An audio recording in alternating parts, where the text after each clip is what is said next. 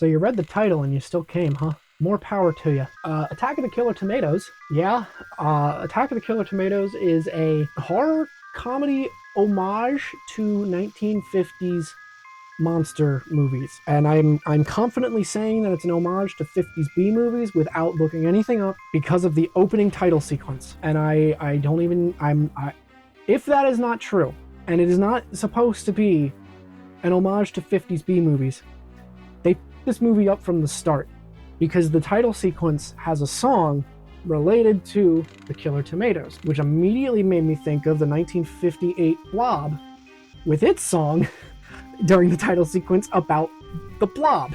Oh no! We're in for some shit!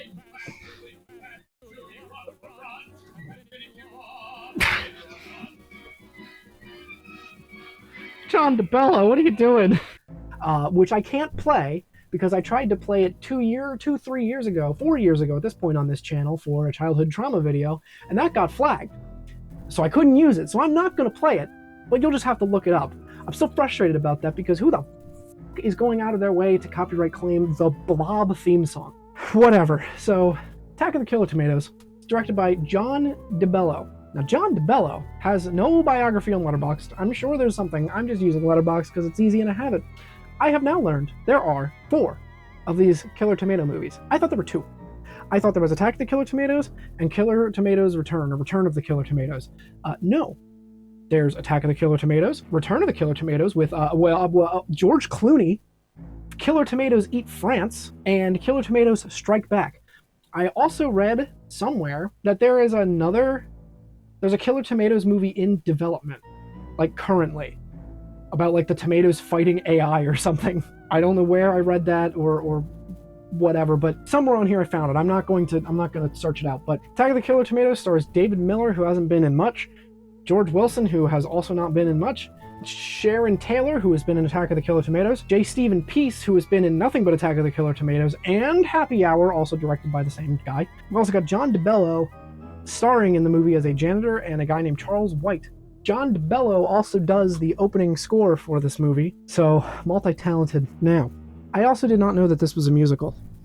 I was unaware that this was a musical. I knew this definitely had to be a horror comedy. Didn't know this was a musical. This struck me out of left field as much as Poltergeist being a musical did. Poltergeist had more songs though. Poltergeist had like 5 to 7 songs. This movie has 3. And they happen so infrequently that when it does, I'm immediately dumbfounded. I'm baffled that it's happening.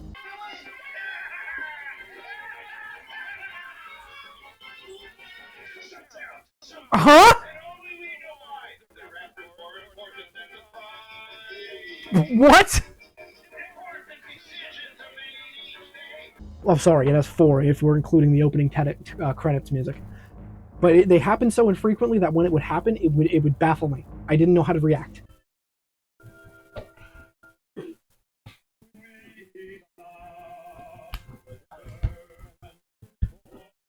Sure.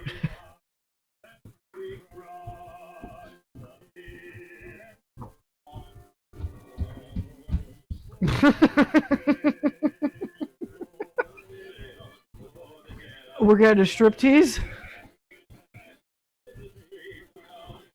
Oh, I guess he just undid his shirt. A movie like this, you can't describe the plot. Well, I can, but it is so... Tomatoes are killing people. The military is trying to stop them.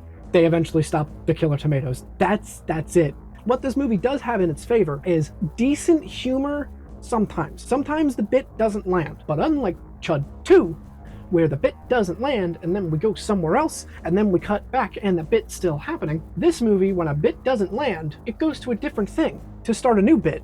And then when we come back to these characters, by God, they've moved on too. So can't fault it for that. If the bit doesn't work, they drop it. And I cannot, because I have definitely seen worse. So I can't fault them for that. And this whole movie is basically just a vehicle to drive from one bit to the next. And that is basically it. And there's also a story that happens in between there that doesn't really matter. What's interesting about this is this had to have at some point inspired Tim Burton when he did his not so great Mars Attacks movie, because the same thing kind of happens in this movie with how they beat the Martians in Mars Attacks. I'm gonna spoil Attack of the Killer Tomatoes for you, okay? So if you're a big Attack of the Killer Tomatoes head and really want to watch this and have not seen it, now's your time to leave, okay? If you've been planning all week to watch Attack of the Killer Tomatoes, this is your time to leave, all right? I'm sorry I got to do this to you, but you've been warned, all right? Okay. So the way that they dispatch of the Killer Tomatoes, because apparently the guns don't work, even though I think a shotgun would be enough, but apparently not. There's this song that's played throughout the whole movie called like Puberty Love, and it's a song that's intentionally terrible. Whenever it comes on the radio, some people freak out and are like, turn this off, so they'll turn it off, and like it's a joke. And I called it like halfway through the movie when it showed up twice. It showed up once before and then it showed up for a different scene, and I was just like, this is going to be the Mars Attacks ending, isn't it?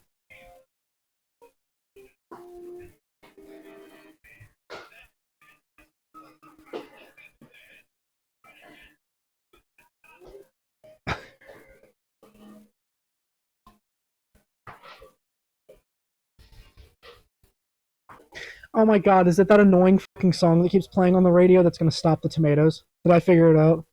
Yep. They gather up all the people to a stadium and start playing this song over the loudspeakers at the stadium, which the tomatoes have grown. It's mentioned that they were trying to use like hormones on them to make giant healthy tomatoes, but instead they made giant killer tomatoes. The song makes the tomatoes shrink, and then we have an elongated scene of everybody running out there and just stomping on them, just crushing tomatoes. So their heads don't explode like the yodel music does in Mars Attacks, but it's the same method. And then we also get a the end question mark with carrots that show up to launch their invasion. Fortunately, we never got an Attack of the Killer Carrots movie. We just got 3 more Attack of the Killer Tomatoes movies and one on the way at some point, apparently. I really don't have a whole lot to talk about. I have no idea if this movie has a Blu-ray, if it has a 16:9, because the Tubi rip is 4:3. Probably from a DVD or VHS. I'm assuming DVD. The audio did not quite sound as Bloody New Year did, which I think that has a goddamn Blu-ray, which is just crazy. If you're buying Bloody New Year, why? Like, if you're buying the Blu-ray, if you're going out of your way to buy that shit on Blu-ray, what the f is your problem? Don't talk to me. So I have no idea if this has like a cleaned up version or not, but the Tubi rip is 4:3, definitely like a DVD cut, DVD rip, and it's fine. You know what? It is so serviceable. I got scared because the last 4:3 was Bloody New Year, and I was like, oh no, oh god. I think my biggest complaint is I wish this movie was played straight. It has some like Naked Gun airplane jokes where everything's super like deadpan and played straight in that regard. I'm thinking like Leslie Nielsen in Airplane, while like jokes are happening around him, but he's just so like dead set on playing the deadpan guy that doesn't quite like you know what I mean. It has some of that, but not enough. I wish this was played straight. I just think of Critters and Critters 2 and Gremlins 2, where the concepts are so, especially for Gremlins 2, the plot is so nonsensical and is just bananas. Not a single person breaks at all. Everyone plays it straight. It's dealt like a real situation, you know, and that really helps if you're making an intentionally campy movie. Keep everything super fucking serious, but like the monster can be ridiculous, and as long as it is still treated as a serious threat to these people, as long as it's played straight, it normally works. And it's not, but it also doesn't really fail in that regard, because again, we're moving from bit to bit. If a bit doesn't land, we're moving on to the next bit. Hopefully that one lands. And if it didn't, well, this is 2 shitty bits next to each other. I laughed quite a bit during this, a lot more than I care to admit.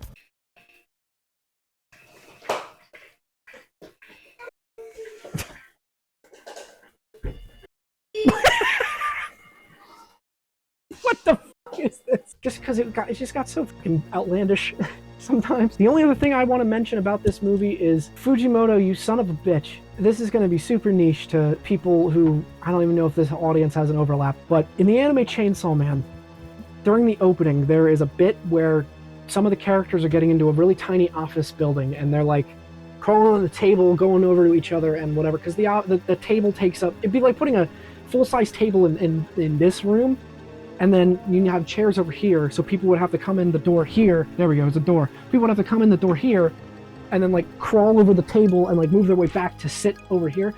That happens in this movie. Hey, this is in the Chainsaw Man opening. So that's where this is referenced from. Fucking Attack of the goddamn Killer Tomatoes. Are you shitting me?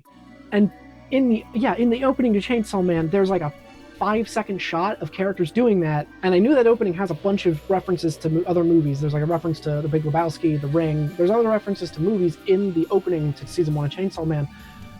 That fucking table scene, while it was happening in the movie, I straight up just was like, that's where that comes from. That's from Chainsaw Man.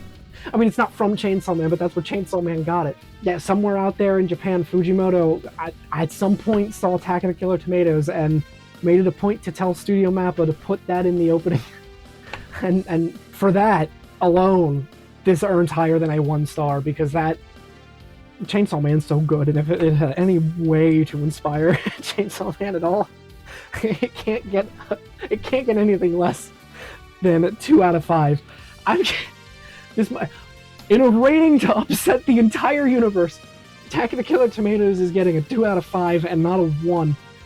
It didn't suck all the way through. This didn't totally suck. A majority of it sucked, but goddamn it, they tried. I don't know. I thought this was like okay, a little less than okay, a little less than average, but a 2 out of 5. I'm committed to it.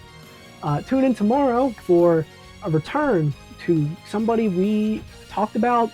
God, the first week of this, one of the first 4 videos, I think. We're gonna be talking about something, and then get ready for that 31st spectacular, baby. Jesus Christ! Whoa! What the hell?